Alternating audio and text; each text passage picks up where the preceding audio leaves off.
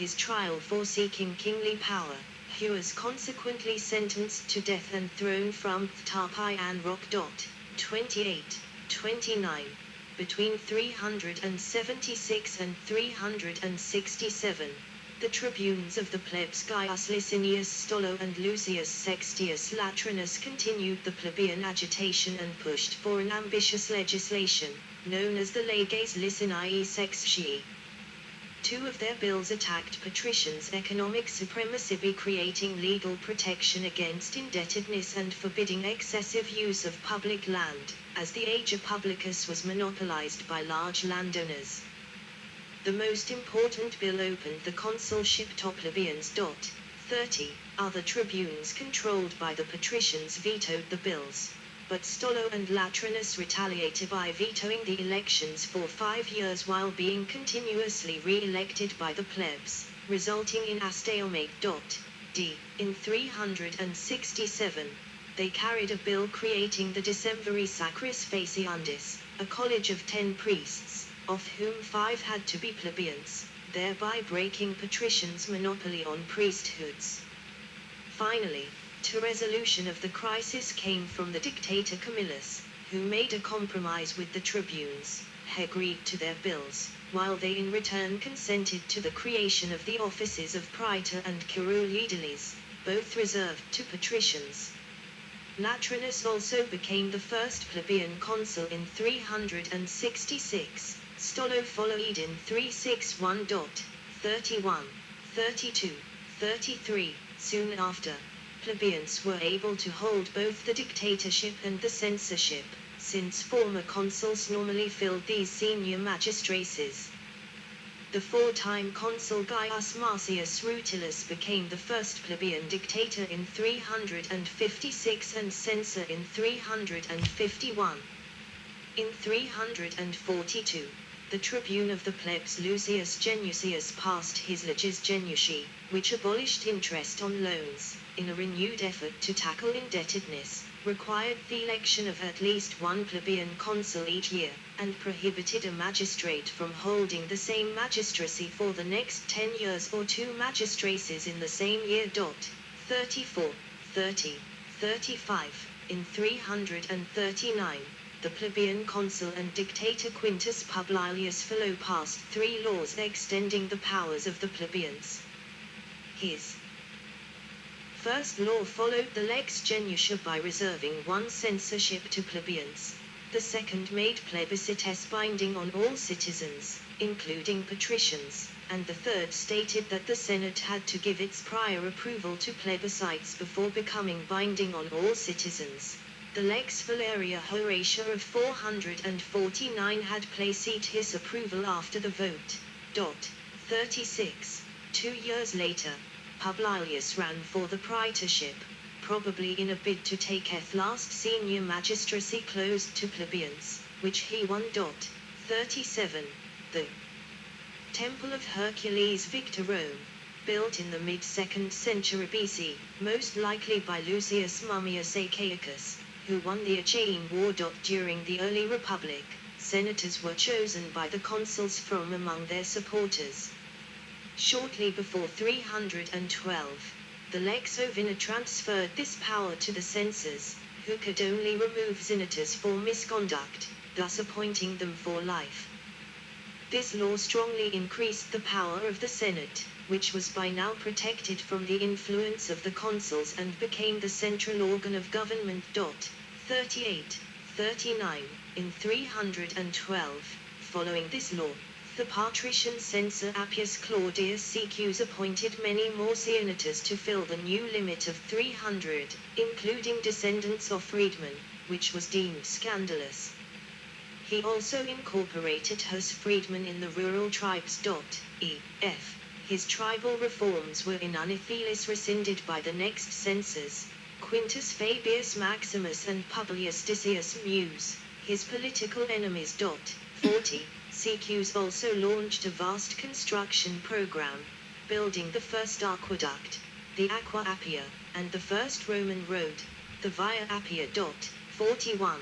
In 300, the 2 tribunes of the plebs Gnaeus and Quintus Ogulnius passed the Lex Ogulnia, which created 4 plebeian pontiffs, therefore equaling the number of patrician pontiffs, and 5 plebeian augurs outnumbering the 4 patricians in the college. 42. Eventually the conflict of the orders ended with the last secession of the plebs around 287. The details are not known precisely, as Livy's books on the periodery are lost. Debt is once again mentioned by ancient authors, but it seems that the plebs revolted over the distribution of the land conquered on the Samnites.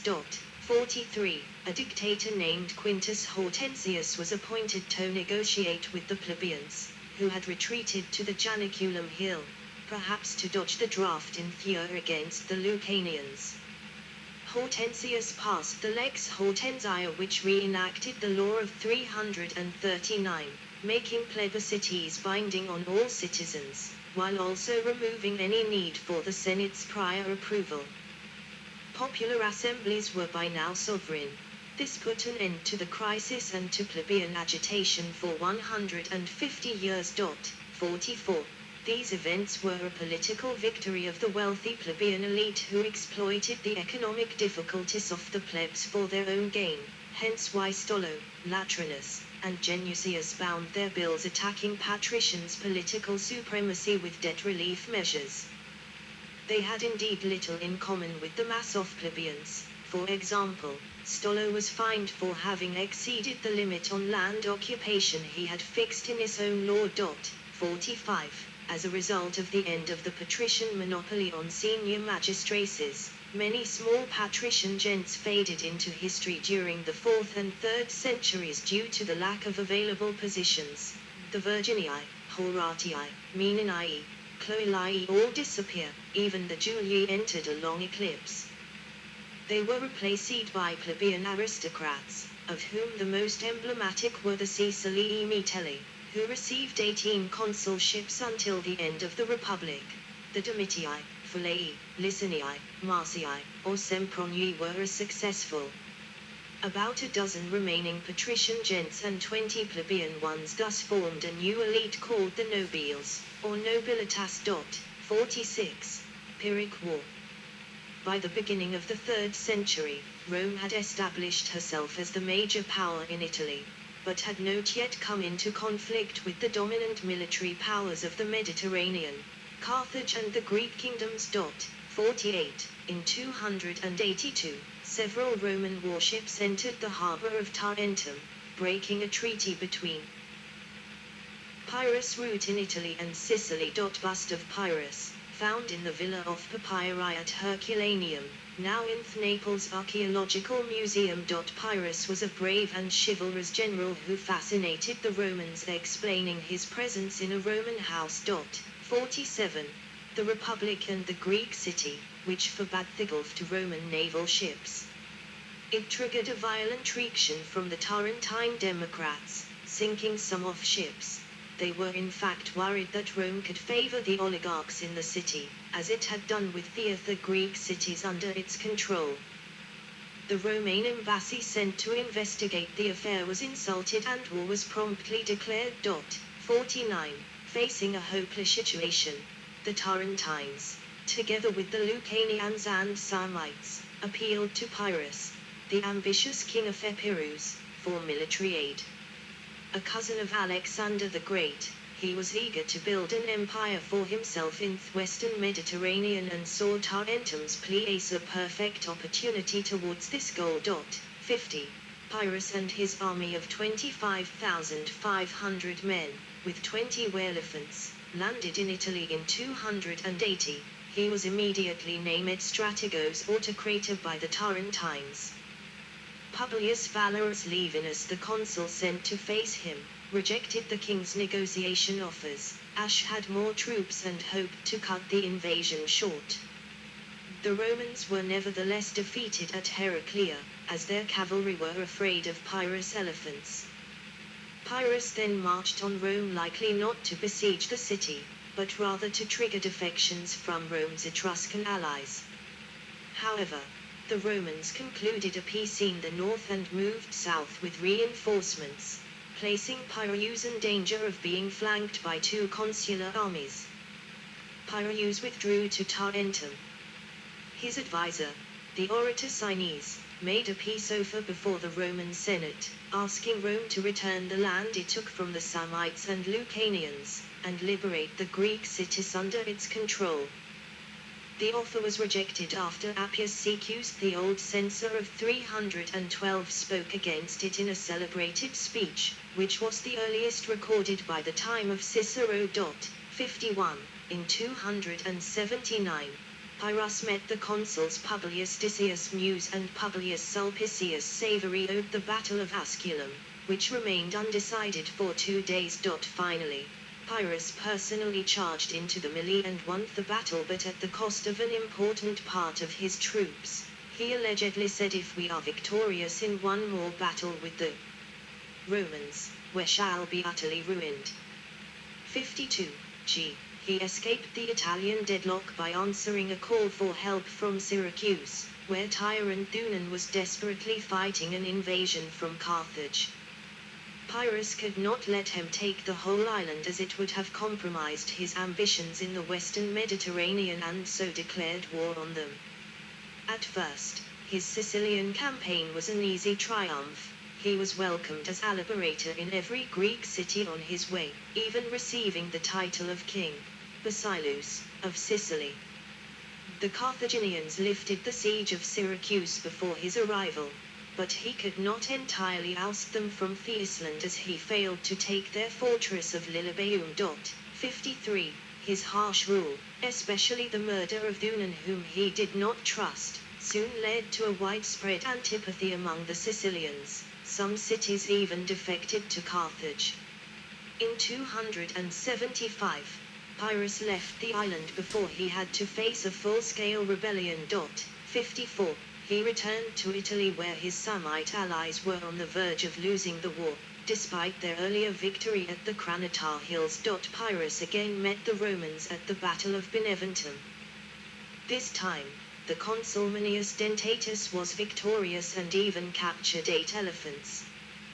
Pyrrhus then withdrew from Italy, but left a garrison in Tarentum, to wage a new campaign in Greece against Antigonus II Gonatas of Macedonia.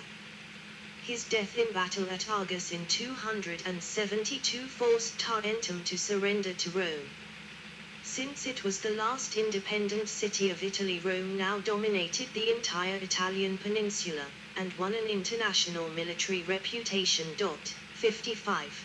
Punic Wars and expansion in the Mediterranean. First Punic War, 264–241 BC. Coin of Hiero II of Syracuse. The Roman Republic before the First Punic War. Rome and Carthage were initially on friendly terms. Polybius details 3 treaties between them, the first dating from the first year of the Republic, the second from 348. The last was an alliance against Pyrrhus. 56, 57, 58. However, tensions rapidly built up after the departure of the Epirote king. Between 288 and 283, Messina in Sicily was taken by the Mamertines, a band of mercenaries formerly employed by Agathocles. They plundered the surroundings until Hiero II, the new tyrant of Syracuse, defeated him, in either 269 or 265. Carthage could not let him take Messina, as he would have controlled its strait, and garrisoned the city. In effect, under a Carthaginian protectorate, the remaining Mamertines appealed to Rome to regain their independence. Senators were divided on whether to help them or not, as it would have meant war with Carthage, since Sicily was in its sphere of influence. The treaties furthermore forbade the island to Rome and Syracuse. A supporter of war, the consul Appius Claudius Caudex, Secus' brother, turned to one of the popular assemblies to get a favorable vote by promising plunder to the voters. After the assembly ratified an alliance with the Mamertines, Caudex was dispatched to cross the strait and lend aid. 59. Messina fell under Roman control quickly. 60. Syracuse and Carthage, at war for centuries, responded with an alliance to counter the invasion and blockaded Messina. Cordex, however, defeated Hiero and Carthage. Separately. 61, 62.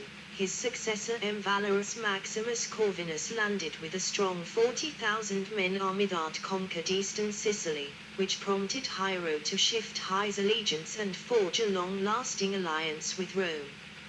In 262, the Romans moved to the southern coast and besieged Acragas. In order to raise the siege, Carthage sent reinforcements, including 60 elephants the first time they used him, but still lost the battle. 63. Nevertheless, as Pyrrhus before, Rome could not take all of Sicily because Carthage's naval superiority prevented them from effectively besieging coastal cities, which could receive supplies from the sea. Using a captured Carthaginian ship as blueprint, Rome therefore launched a massive reconstruction program and built 100 quinqueremes in only 2 months.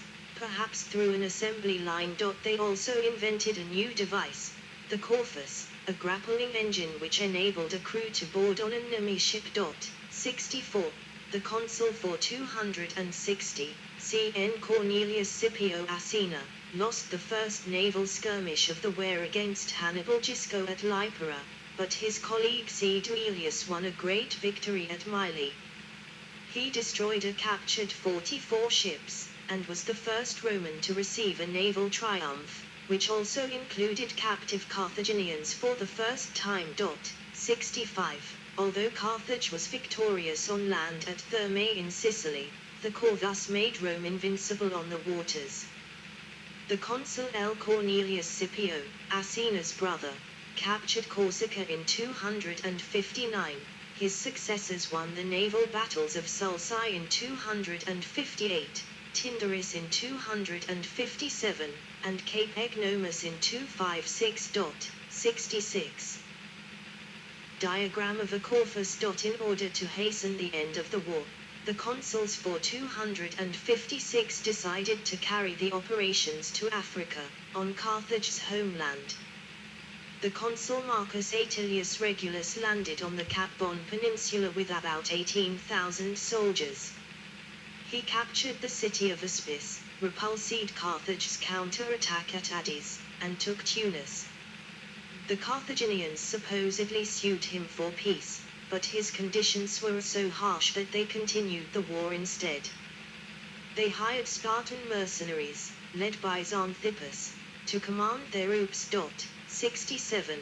In 255, the Spartan general marched on Regulus, still encamped at Tunis, who accepted the battle to avoid sharing the glory with his successor.